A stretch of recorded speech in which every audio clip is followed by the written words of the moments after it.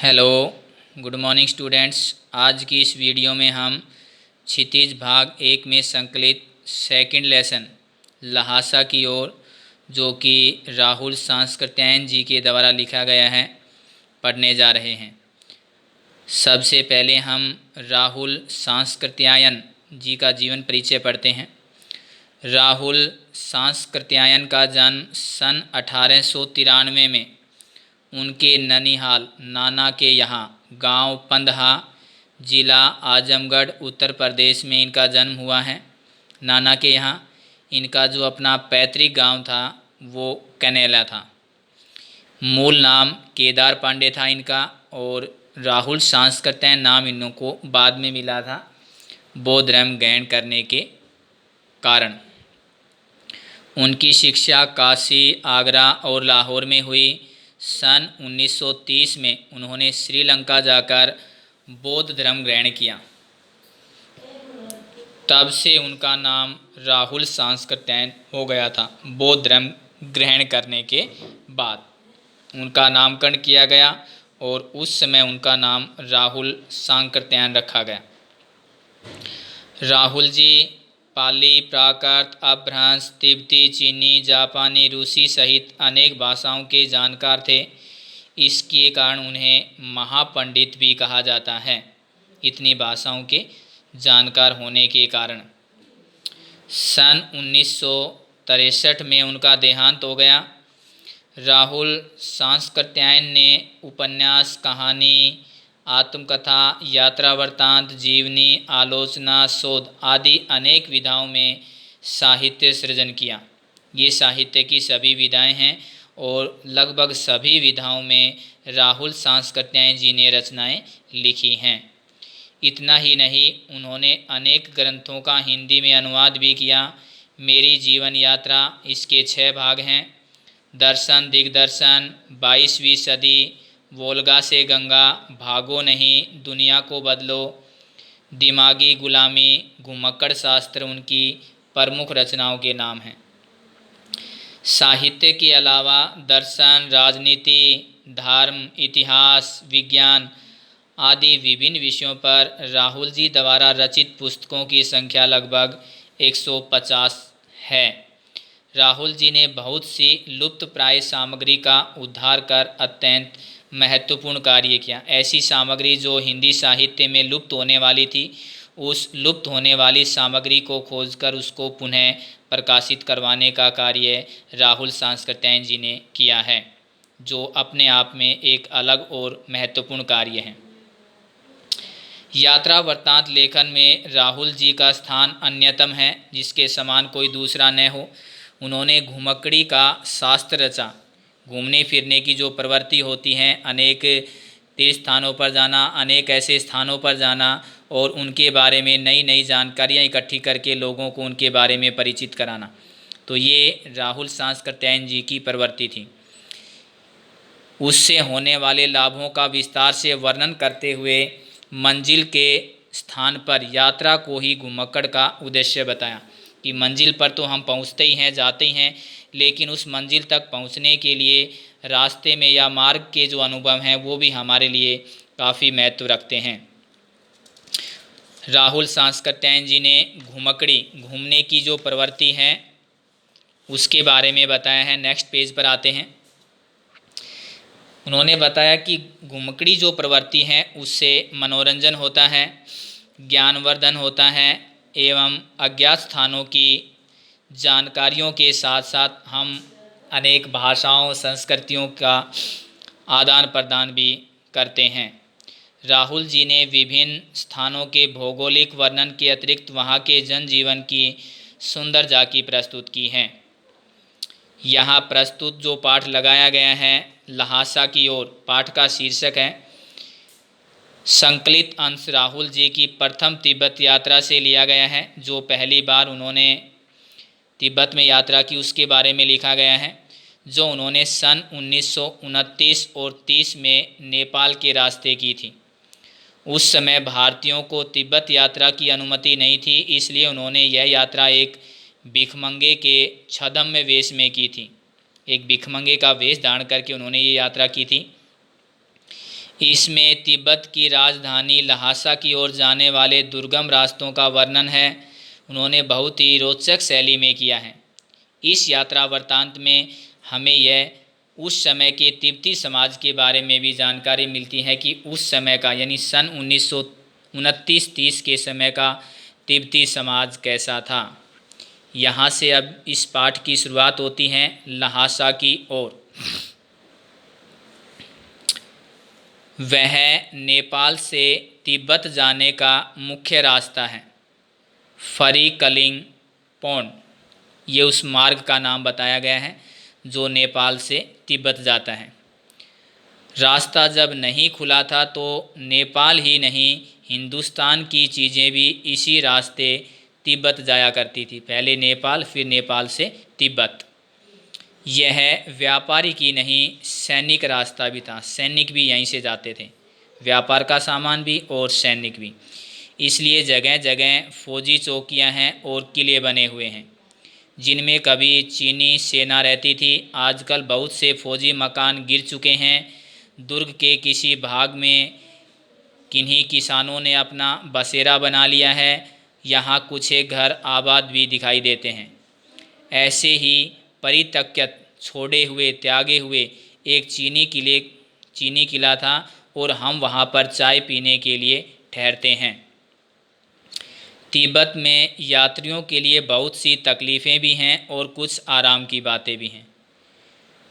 वहाँ जाति पाति छुआछूत का सवाल ही नहीं है और न औरतें पर्दा करती हैं। तो उस समय के समाज के बारे में, उस समय की समाज की जो अच्छाइयाँ हैं और जो कुछ एक गलत प्रवृत्तियाँ हैं, कुरीतियाँ हैं, उनका वर्णन इस पाठ में राहुल सांस्कृत्यायन जी ने अपनी इस यात्रा वृत्तांत में व्यक्त किया है। तो सबसे पहले वो बताते हैं कि वहाँ पर जाति पाति नहीं है, छुआछूत नहीं है, औरतें पर्दा नहीं करती हैं और बहुत निम्न श्रेणी के भिखमंगों को लोग चोरी के डर से घर के भीतर नहीं आने देते। नहीं तो आप बिल्कुल घर के भीतर चले जा सकते हैं। चाहे आप बिल्कुल अपरिचित हों तब भी घर की बहू या सासू को अपनी झोली में से चाय दे सकते हैं। वह आपके लिए उसे पका देगी। आप सामान देंगे, उसी सामान के अनुसार वह आपको पका करके तैयार करके दे देगी। मक्खन और सोडा नमक दे दीजिए। वह चाय चूंडी में कूटकर उसे दूध वाली चाय के रंग की बना के मिट्टी के टोटीदार बर्तन, जिसको खोटी बोलते हैं, में रखकर आपको दे देगी। यदि बैठक की जगह चूल्हे से दूर है और आपको डर है कि कहीं सारा मक्खन आपकी चाय में नहीं पड़ेगा, तो आप खुद जाकर चोंगी में चाय मथ कर ला सकते हैं। चाय का रंग तैयार हो जाने पर फिर नमक मक्खन डालने की ज़रूरत होती है। ये एक अलग किस्म की चाय है जो अलग तरीके से तैयार की जाती है। नेक्स्ट पेज पर आते हैं। परित्यक्त चीनी किले से जब हम चलने लगे तो एक आदमी राहदारी मांगने आया। हमने वह दोनों चीटें उसे दे दी। शायद उसी दिन हम थोंगला के पहले के आखिरी गांव में पहुंच गए। यहाँ भी सुमति उसके साथ है, क्योंकि सुमति वहाँ के मार्गों के बारे में, वहाँ के रास्तों के बारे में, वहाँ के लोगों के बारे में भली प्रकार से जानता है। इसलिए लेखक सुमति को लेकर के यह यात्रा करते हैं। तो सुमति के जान पहचान के आदमी हर गांव में मिल रहे थे और भिखमंगे के वेश में रहते हुए भी लेखक को रहने के लिए अच्छी जगह मिल गई थी, क्योंकि सुमति उसके साथ था और सुमति की जान पहचान के लोग उन गांव में थे जिन से वे गुजर रहे थे। 5 साल बाद जब हम इसी रास्ते से लौटे और भिखमंगे के वेश में नहीं, एक भद्र यात्री के वेश में, एक सभ्य यात्री के वेश में घोड़े पर सवार होकर आए, किंतु उस वक्त किसी ने हमें रहने के लिए जगह नहीं दी। लेखक कहते हैं 5 साल बाद जब वो अच्छे वेश में आते हैं तो उन्हें रहने के लिए अच्छी जगह नहीं मिलती, जबकि भिखमंगे के वेश में आते हुए उन्हें अच्छी जगह मिल गई थी। उसका कारण भी यहाँ पर बताया गया है, सुमति, क्योंकि सुमति के जान पहचान के लोग वहाँ पर थे और पहली बार जब वो आए थे तो सुमति उनके साथ थे। वापस 5 साल बाद आने पर सुमति उनके साथ नहीं था, इसलिए कहीं भी उसे रहने के लिए अच्छी जगह या स्थान नहीं मिल पाया था। किंतु उस वक्त किसी ने हमें रहने के लिए जगह नहीं दी और हम गांव के सबसे गरीब झोपड़े में ठहरे। बहुत कुछ लोगों की उस वक्त की मनोवृत्ति पर भी निर्भर करता है और ख़ासकर शाम के वक्त छंग पीकर, शराब वगैरह पीकर बहुत कम लोग होश हवास में रहते हैं और वे किसी को भी अपने घर में प्रवेश नहीं करने देते हैं। अब हमें सबसे विकट डांडा थोंगला पार करना था। डांडे तिब्बत में सबसे खतरे की जगह होते हैं। 16-17 हज़ार की फीट की ऊंचाई होने के कारण उनके दोनों तरफ मीलों तक कोई गांव आपको दिखाई नहीं देगा। नदियों के मोड़ और पहाड़ों के कोनों के कारण दूर तक आप आदमी को नहीं देख सकते हैं। घुमावदार मोड़दार रास्ते होते हैं जिसमें दूर दूर तक नहीं देखा जा सकता है। डाकुओं के लिए यही सबसे अच्छी जगह है। तिब्बत में गांव में जाकर खून हो जाए तब तो खूनी को सज़ा भी हो सकती है, लेकिन इन निर्जन स्थानों में मरे हुए आदमियों के लिए कोई परवाह नहीं करता। सरकार भी खुफिया विभाग और पुलिस पर उतना खर्च नहीं करती हैं और वहाँ गवाह भी कोई नहीं मिलता है। इसलिए डकैत पहले आदमी को मार डालते हैं, बाद में देखते हैं कि कुछ पैसा है कि नहीं। और हथियार का कानून न रहने के कारण यहाँ लोग लाठी की तरह पिस्तौल और बंदूक लिए फिरते हैं। डाकू यदि जान से न मारे तो खुद उन्हें अपने प्राणों का खतरा रहता है। गांव में हमें मालूम हुआ कि पिछले ही साल थोंगला के पास खून हो गया। शायद हम खून की उतनी परवाह नहीं करते थे क्योंकि हम भिखमंगे के वेश में थे और जहाँ कहीं भी हमें लगता कि कोई डाकू हमें देख रहे हैं तो हम अपनी टोपी उतार कर जीभ निकाल कर कूची कूची दया दया बोलकर एक पैसा उनसे भीख मांगने लगते। लेकिन पहाड़ की ऊंची चढ़ाई थी और पीठ पर सामान लाद कर कैसे चलते। और अगला जो पड़ाव था वो 16-17 मील से कम नहीं था। मैंने सुमति से कहा कि यहाँ से लंकोर तक के लिए 2 घोड़े कर लो, सामान भी रख लेंगे और चढ़ चलेंगे। नेक्स्ट पेज पर आते हैं। दूसरे दिन हम घोड़ों पर सवार होकर ऊपर की ओर चले। डांडे से पहले एक जगह चाय पी और दोपहर के वक्त डांडे के ऊपर जा पहुँचे। डांडे जगह हैं जो ऊंचाई पर है, वहाँ के अपने जो देवी देवता है उसका स्थान माना जाता है जो बहुत ऊंचाई पर और इस प्रकार से रहता है। हम समुद्र तल से 17-18 हज़ार फीट ऊंचे खड़े थे। हमारी दक्षिण की तरफ पूर्व से पश्चिम की ओर हिमालय के हजारों श्वेत शिखर, ऊंची ऊंची चोटियाँ पीछे चली गई थी, छूट गई थी। बीटे की ओर दिखने वाले पहाड़ बिल्कुल नगण्य थे। वहाँ बर्फ़ की सफ़ेदी थी न किसी तरह की हरियाली। उत्तर की तरफ बहुत कम बर्फ़ वाली चोटियाँ दिखाई पड़ती थी। सर्वोच्च स्थान पर डांडे के देवता का स्थान था जो पत्थरों के ढेर, जानवरों के सींगों और रंग बिरंगे कपड़े की झंडियों से सजाया गया था। अब हमें बराबर उतराई पर चलना था, नीचे की ओर। चढ़ाई तो अब यहाँ पर बताया गया कि किस प्रकार उनके डांडे का जो देवता है वो स्थान बड़ा पवित्र होता है।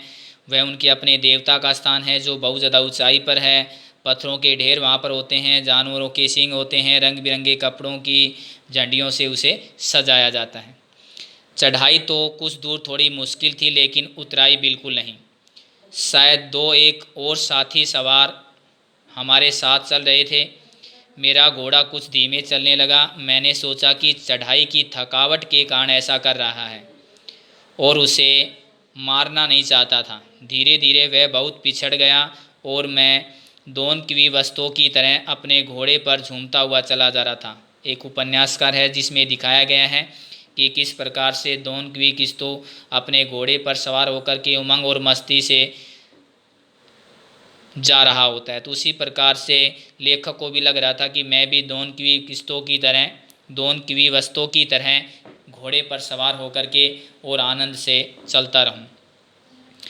जान ही नहीं पड़ता था कि घोड़ा आगे जा रहा है या पीछे। जब मैं जोर देने लगता तो वह और भी सुस्त पड़ जाता। एक जगह 2 रास्ते फूट रहे थे। अब उसके जो साथी थे, सुमति था और अन्य जो साथी थे, वो उनसे आगे निकल गए थे और लेखक को मार्ग का नहीं पता था। अब जैसे ही थोड़ा और आगे जाते हैं तो दो रास्ते फटते हैं। अब उसे ये नहीं पता था कि किस रास्ते पर उसे जाना चाहिए। वह बाएं का रास्ता लेकर के मील 1.5 मील चल देते हैं और एक घर में किसी व्यक्ति से पूछते हैं लंकोर का रास्ता। तो उन्होंने बताया कि लंकोर का रास्ता तो दाहिने वाला था, वो गलत आ गए थे। वो वापस उस रास्ते पर जाते हैं जहाँ दो रास्ते फूटते थे और बाएं वाले की बजाय दाएं वाले रास्ते पर जा कर के, क्योंकि वही रास्ता था जो लंकोर की तरफ जा रहा था। 4-5 बजे के करीब लंकोर का रास्ता दाहिने वाला था, फिर लौटकर उसी को पकड़ा। 4-5 बजे के करीब मैं गांव से मील भर पर था, तो सुमति मेरा इंतज़ार कर रहा था। मंगोलों का मुंह वैसे ही लाल होता है और अब तो वह पूरे गुस्से में था। उन्होंने कहा, मैंने 2 टोकरी कंडे फूंक डाले, उपलों को बोलते हैं कंडे। 3-3 बार चाय को गर्म किया। मैंने बहुत नरमी से जवाब दिया, लेकिन मेरा कसूर नहीं है मित्र, देख नहीं रहे हो कैसा घोड़ा मुझे मिला है और इस घोड़े के कारण ही मैं इतना अधिक लेट हो गया हूँ। मैं तो रात तक पहुँचने की उम्मीद रखता था। खैर, सुमति को जितनी जल्दी गुस्सा आता है उतनी ही जल्दी वह ठंडा भी हो जाता है। लंकोर में वह एक अच्छी जगह पर ठहरे। यहाँ भी उनके अच्छे यजमान थे। पहले चाय सत्तू खाया और रात को गरम गरम थुक्पा। ये वहाँ का कोई एक व्यंजन है जो वे खाते हैं। नेक्स्ट पेज पर आते हैं।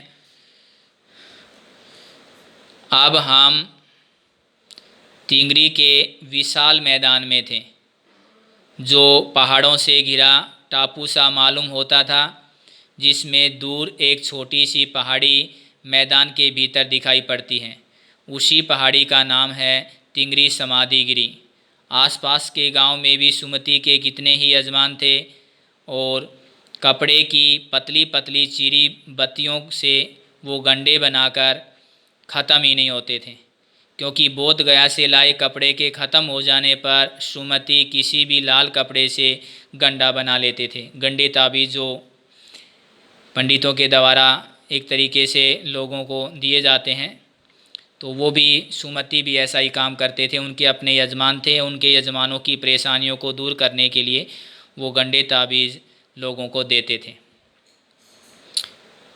वे अपने यजमानों के पास जाना चाहते थे। मैंने सोचा यह तो हफ्ता भर उधर ही लगा देंगे।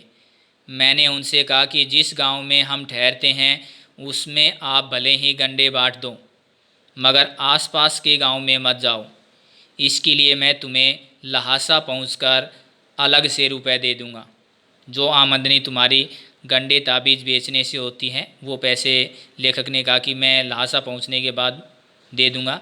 फ़िलहाल जिस गांव में हम रुकते हैं उसमें तुम जा सकते हो, आसपास के गांव में न जाए, क्योंकि उसे लगता था कि अगर वो आसपास के गांव में चला जाएगा तो बहुत ज़्यादा समय लगा देगा और उसके कारण उन्हें लहासा पहुंचने में बहुत ज़्यादा देरी हो जाएगी।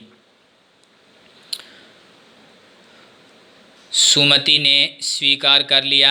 दूसरे दिन हमने भरिया ढूंढने की कोशिश की कि कोई हमारा भार लेकर के चल सके, लेकिन कोई न मिला। सवेरे ही चल देते तो अच्छा होता, लेकिन अब 10-11 बजे की तेज़ धूप में चलना पड़ रहा था और तिब्बत की धूप भी बड़ी कड़ी मालूम होती है। यद्यपि थोड़े से भी मोटे कपड़े से सिर को ढक लेंगे तो गर्मी ख़त्म हो जाती है। आप 2 बजे सूरज की ओर मुँह करके चल रहे हैं, कंधा मुँह करके चल रहे हैं, ललाट मस्तक धूप से जल रहा है और पीछे का कंधा बर्फ़ हो रहा है।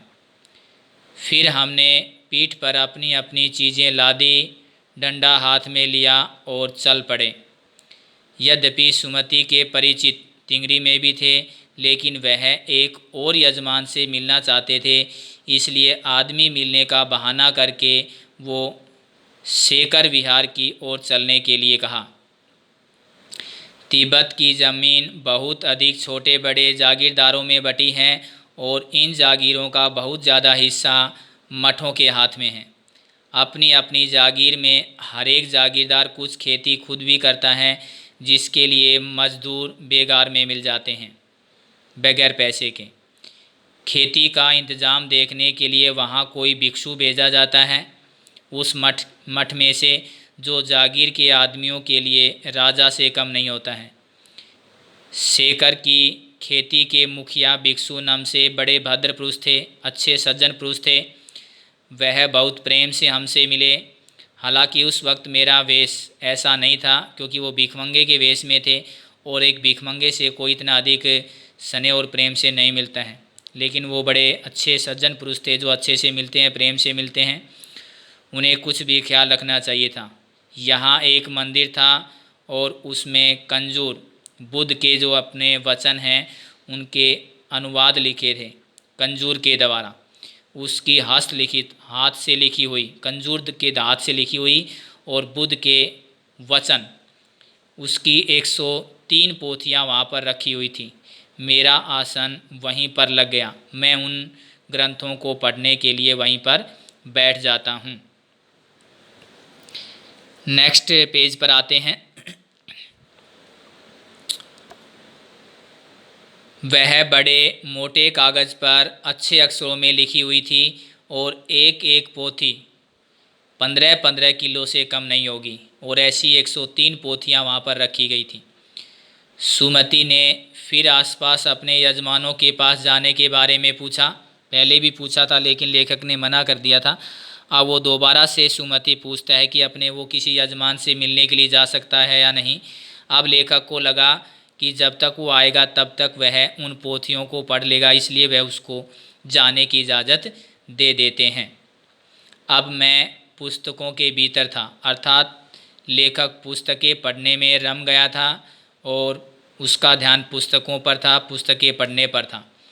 इसलिए मैंने उन्हें जाने के लिए कह दिया सुमति को। दूसरे दिन वह गए।